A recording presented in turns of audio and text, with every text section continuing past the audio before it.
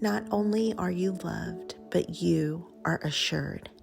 I'm Ingrid Carlsen. Welcome. And we are on day 23 of our December daily sprinkle of Tidings. And I am so happy to have you here today. Dear Heavenly Father, we thank you so much for this day. We thank you for all of your promises and all of your blessings. We thank you so much for the gift of your Son that came to endure a life that he did not deserve, to pay the price for all our sins. Lord, I pray for anyone that is here tonight that has not accepted this gift, that tonight they would accept it. Lord, I pray over every single person that is listening today, and I pray that you cover them in the blood of Jesus. I pray your protection and your comfort and peace over them. I pray that you allow no evil to go anywhere near them. Lord, I pray for complete healing. I pray for complete renewal. And whatever prayers are out there, I just pray that you listen and that you send your comfort so that that person knows that you are there, you are listening, and you love them.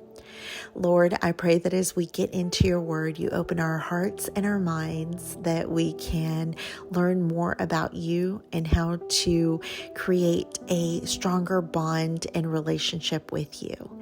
And it is always in the mighty name of Jesus that we pray. Amen. We're still hanging out in Isaiah, and today we are looking at chapter 9, starting with verse 6, which reads, "For to us a child is born, to us a son is given, and the government shall be upon his shoulder, and his name shall be called Wonderful Counselor, Mighty God, Everlasting Father, Prince of Peace." I think that if you didn't love the book of Isaiah, you might fall in love with it here, if not from yesterday's devotional, but today's. What really stands out to me are the 4 names that are given to Jesus. That is the Wonderful Counselor, Mighty God, Everlasting Father, and Prince of Peace. We can see some of this stuff being told then in the New Testament. Like, for example, in Luke, the angel tells Mary that her son, Jesus, is going to bear the weight of the governing God's kingdom. Then in John, we hear about confirming that he is mighty God.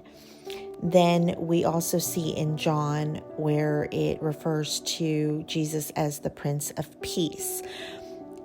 And so let's talk about those terms for a moment. Starting with Wonderful Counselor. As God, Jesus demonstrates supernatural wisdom, seeing the heart issues beneath every problem and giving perfect advice.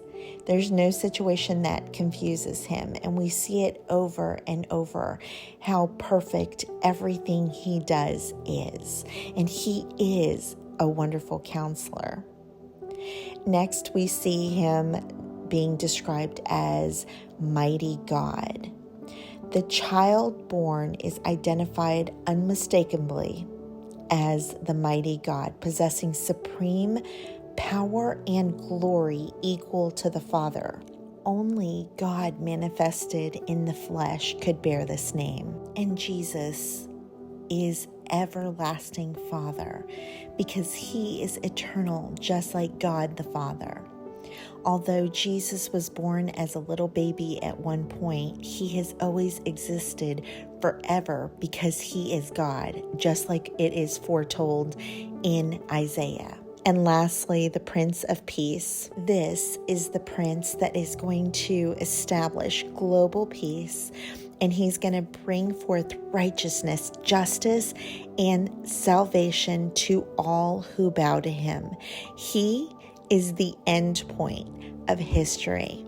So yes, he has all of these names and he is everything. He is the Alpha, he is the Omega, and he's everything in between. And the gift that he has given us is too precious not to open.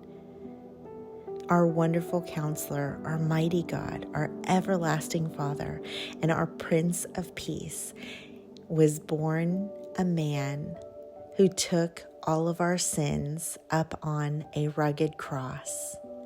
He defeated death, and through him, we can have a relationship with God the Father. I am in complete awe of this, and when I stop to think about that, the Creator wants a personal relationship with me enough to go through all of this, it really is almost unbelievable.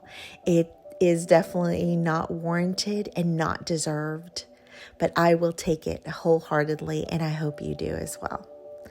Thank you so much for being here tonight. I'm sorry I'm so late again, and I will see you guys tomorrow for Christmas Eve. I'm so excited. Until then, I love you. Bye.